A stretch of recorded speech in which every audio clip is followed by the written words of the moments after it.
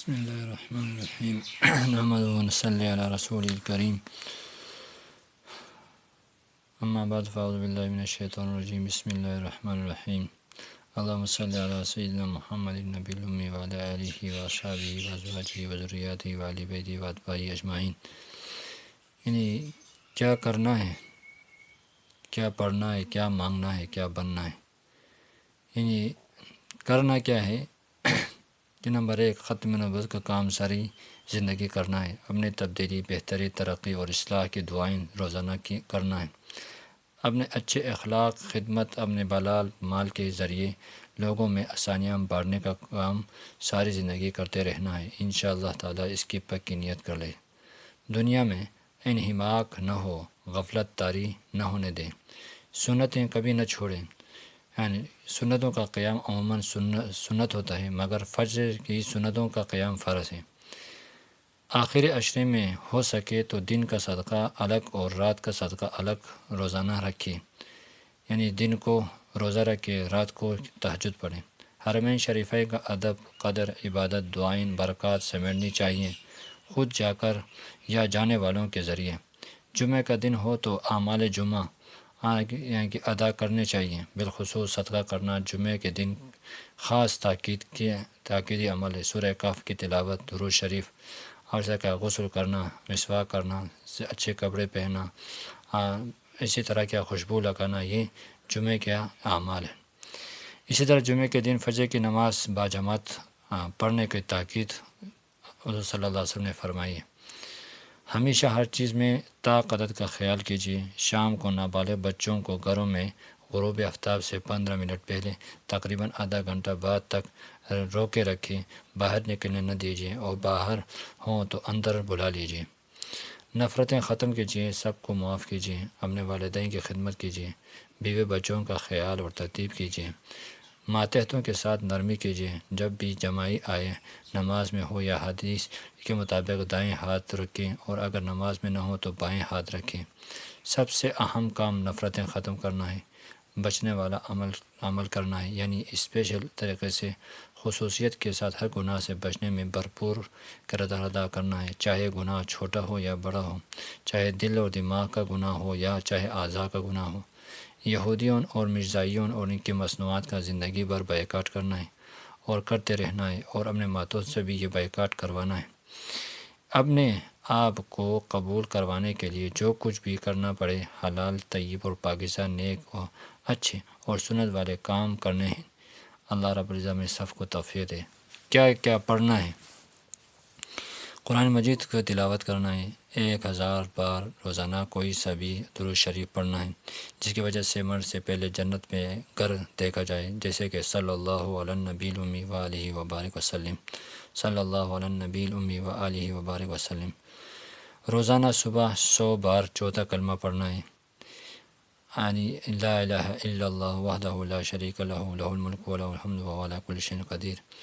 یعنی کہ پڑھنے سے 5 انعام ملتے ہیں۔ نمبر 1 10 غلام آزاد کرنے کا ثواب ہے، 100 عدد گناہ معاف ہیں، 100 عدد نیکیاں لکھی جاتی ہیں، شام تک شیطان مسلط نہیں ہوگا، کوئی آپ کے برابر نہ آ سکے گا جب تک کہ وہ اس سے زیادہ نہ پڑھے۔ روزانہ باجماعت نماز پڑھنی ہے۔ عام دنوں میں اوابین سنتوں سمیت 6 رکعت مغرب کے بعد پڑھ لیجیے۔ شب جمعہ اور رمضان الشریف کے آخری عشرہ اور ماہ ذی الحجہ کے پہلے عشرے میں سنتوں کے علاوہ 20 رکعت اوابین پڑھنے چاہیے، کیونکہ اوابین کم از کم 6 اور زیادہ سے زیادہ 20 رکعت ہیں۔ سورہ اخلاص ایک بار پڑھنے پر 10 بار پڑھنے کا ثواب ملتا ہے۔ اسی حساب سے سورہ اخلاص 3 بار پڑھیں، ایک قرآن مجید پڑھنے کا ثواب ہے۔ سورہ اخلاص 10 بار پڑھیں تو جنت میں ایک محل ہوتا ہے۔ سورہ اخلاص 50 مرتبہ پڑھیں تو 50 سال کے گناہ معاف ہوتے ہیں۔ 50 بار روزانہ پڑھنے سے قیامت کے دن پکارا جائے گا کہ قبر سے اٹھ اور جنت میں چلا جا۔ سورہ اخلاص 200 مرتبہ پڑھنے سے 200 سال کے گناہ صغیرہ معاف ہو جاتے ہیں۔ معمولات یومیہ کتاب اور درود شریف کی کتاب پڑھی جائے، دونوں کے لیے کیا ضروری ہے۔ اپنے آپ کو قبول کروانے کے لیے جو کچھ بھی پڑھنا چاہیں، وظائف، عملیات، مسنون اعمال، جائز درجے کی پڑھائیاں پڑھیے۔ یعنی کیا وظائف کا اہتمام ہو، قرآن کی تلاوت کا اہتمام ہو، یعنی کیا تیسرا کلمہ درود شریف استغفار کا روزانہ اہتمام ہو، اور اسی طرح جو ہے بھئی کیا ایسے اعمال ہیں کہ بھئی کیا ان کو کرنے سے کیا ثواب زیادہ مل جاتا ہے۔ اس طرح اللہ تعالیٰ سے مانگنا کیا ہے؟ یعنی نمبر ایک، اللہ تعالیٰ سے اللہ تعالیٰ کی محبت مانگنا ہے، اللہ تعالیٰ سے عافیت مانگنی ہے، اللہ تعالیٰ سے مغفرت مانگنی ہے، دنیا آخرت کی عافیت مانگنی ہے، اپنے اصلاح و ترقی کامیابی اور بلا حساب بلا عذاب جنت مانگنی ہے، اور بغیر استحقاق کے نجات اور جہنم کی خلاصی مانگنی ہے، خوب اللہ تعالیٰ سے دعائیں مانگنی ہے، اپنی اور اپنے والدین، بیوی، بچوں، بہن، بھائیوں اور پوری امت کی مغفرت مانگنی چاہیے۔ تمام فرض نمازوں کے بعد، ہر سحری افطاری میں، ہر 4 رکعت تراویح میں، نماز کے بعد، اور سنتوں کے بعد، ذکر کے بعد، تلاوت کے بعد، اپنے لیے، امت کے لیے، امت مسلمہ کے لیے دعائیں مانگنی ہے، فلسطین کے مسلمانوں کے لیے دعائیں مانگنی ہے، اسرائیل کی تباہی کے لیے دعائیں مانگنی ہے۔ اپنی دعاؤں کو قبول کروانے کے لیے روزانہ 25 مرتبہ یا 27 مرتبہ اللہم اغفر لی ولی والدیہ وللمؤمنین والمؤمنات والمسلمین والمسلمات پڑھنی چاہیے، کیونکہ یعنی کہ جو شخص 27 مرتبہ یہ پڑھتا ہے اللہم اغفر لی ولی والدیہ وللمؤمنین والمؤمنات والمسلمین والمسلمات، تو اس کی ہر دعا قبول ہو جاتی ہے۔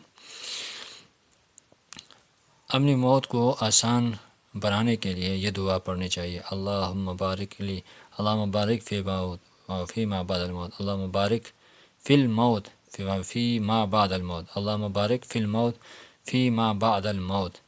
روزانہ 25 بار پڑھنے سے شہادت کا درجہ مل جاتا ہے، اور شہادت کا مرتبہ مل جاتا ہے۔ موت کے وقت اللہ تعالیٰ کیا شہادت کی نصیب فرماتے ہیں۔ 10 بار سبحان اللہ، 10 بار سبحان الحمدللہ، اور 10 بار اللہ اکبر اور پڑھ کر دعا مانگنی چاہیے، اللہ تعالیٰ دعا قبول کریں، اور آخر میں درود شریف پڑھ لیں۔ مانگنے سے پہلے ہر دعا میں اللہ تعالیٰ کی تعریف، درود شریف لازمی ہی پڑھنی چاہیے۔ اپنے آپ کو قبول کروانے کے لیے ہمیشہ ہر دعا میں اپنے اور آپ کو، اپنے ہر نیک عمل، اپنے دیکھنے، بولنے، سننے والوں کو قبول کروانے کی فکر کرنی چاہیے۔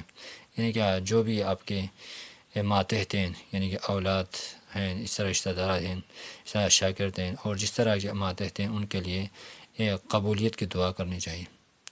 بننا کیا ہے؟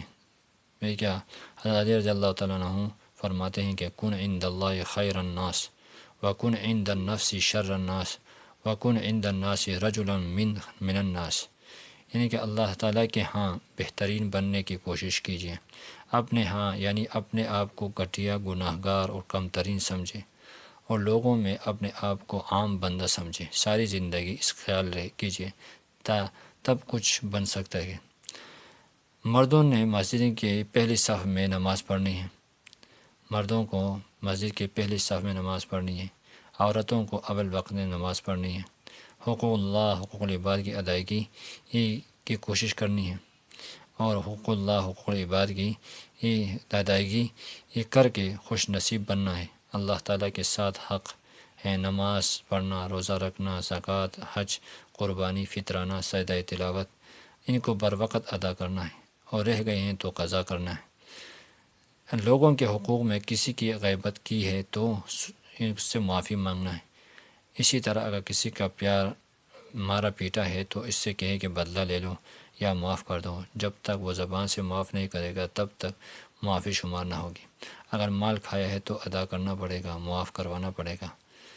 با اخلاق انسان بننا ہے، ظاہر اخلاق بھی درست کرنے ہیں اور باطنی اخلاق بھی درست کرنی ہے، اس پر زندگی لگتی ہے۔ یہ 10-20 منٹ یا 10-20 منٹ دن کا کام نہیں ہے، اس لیے انسان عزت دار بنتا ہے، اس سے دنیا بنتی ہے اور اس سے آخرت بنتی ہے۔ کچھ بھی بنتا ہے تو سب کچھ کرنا ہے، یعنی کہ اخلاق ظاہری، اخلاق باطنی کو سنوارنا ہے۔ باطنی کیا ہے؟ انسان کو غرور، تکبری، اور جو خود پسندی، ریا، نمود، شہرت، اسی طرح جتنے بھی کیا ہے بغض، کینہ، حسد سے اللہ تعالیٰ یعنی دل کو پاک کرنا، اور ظاہری اخلاق ہے یعنی یہ کیا ہے کیا تواضع، انکساری، اسی طرح کے اخلاق پیدا کرنا۔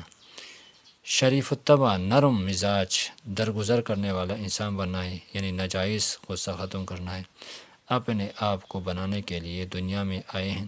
ان سب علماء کا مقصد بھی اللہ تعالیٰ کے ہاں اپنے آپ کو بنانا اور مقبول کروانا ہے۔ اللہ رب العزت ہمارے نیک ارادوں، نیک منصوبوں، ٹوٹے ہوئے پھوٹے نیک منصوبوں کو، اعمال کو اپنے بارگاہ قبول فرمائیں۔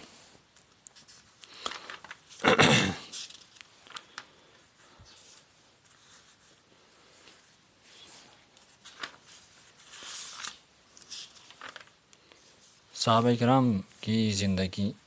ایک مرتبہ ایک شخص نے مقدمہ دائر کیا کہ فلاں شخص نے خواب میں میری والدہ کی آبرو ریزی کی ہے۔ حضرت علی رضی اللہ عنہ نے اس سے مقدمے پر غصے کا اظہار کرنے کے بجائے ارشاد فرمایا کہ ملزم کو دھوپ میں کھڑا کر کے اس کے سائے کو 100 کوڑا مار لو۔ ایک بار چند لوگوں نے ایک گڑھا کھود کر اس میں شیر کو پھنسا دیا۔ کچھ لوگ شیر دیکھنے جمع ہوئے اور ایسے میں ایک شخص پاؤں پھسلا اور گڑھے میں گرنے لگا تو اس نے دوسرے کو پکڑ لیا اور دوسرے نے تیسرے کو، تیسرے نے چوتھے کو پکڑا، چاروں کنویں میں گر گئے۔ شیر نے سب کو مار ڈالا۔ جو لوگ مرے ان کے خاندان باہم دست و گریبان ہوئے۔ مقدمہ حضرت علی رضی اللہ عنہ کی خدمت میں آیا۔ آپ رضی اللہ تعالیٰ عنہ نے فیصلہ کیا کہ گڑھا کھودنے والے چاروں کی دیت ادا کریں گے۔ دیت کہتے ہیں کہ قتل ہو جانے کی صورت میں قاتل اور اس کا خاندان مقتول کے خاندان کو جو تاوان ہوتا ہے ادا کرتے ہیں۔ دیت اس طرح ادا کی جائے گی کہ جو سب سے پہلے گرا اس سے 1/4 دیت ملے گی، دوسرے کو ثلث، تیسرے کو نصف اور سب سے آخر میں گرنے والے مقتول کے ورثاء کو پوری دیت ملے گی، کیونکہ جو پہلے گرا وہ 3 اور کے گرنے کا ذریعہ بنا، دوسرا والا 2 مزید کے گرنے کا سبب بنا، تیسرا والا 1 مزید کے گرنے کا سبب بنا، آخر والے نے کسی اور کو نہیں گرایا جس وجہ سے اس سے پورا حصہ ملا۔ اس مسئلے میں مزید باریک نکات ہیں جو علم میراث جاننے والے علماء کرام سمجھ سکتے ہیں۔ ایک مرتبہ عمر رضی اللہ تعالیٰ عنہ کے سامنے ایک دیوانی عورت پیش کی گئی جس پر زنا کی سزا جاری ہونا تھی۔ عمر رضی اللہ تعالیٰ عنہ نے اس پر حد جاری کرنے سے کا ارادہ فرمایا تو حضرت علی رضی اللہ عنہ نے فرمایا کہ یہ ممکن نہیں، کیونکہ مجنون اور دیوانہ لوگوں کو شرعی حد نہیں لگائی جاتی۔ حضرت عمر رضی اللہ تعالیٰ عنہ نے یہ سن کر اپنے ارادے سے رجوع فرما لیا۔ اللہ تعالیٰ ہم سب کو صحابہ کرام کی نقش قدم پر چلنے کی توفیق عطا فرمائے۔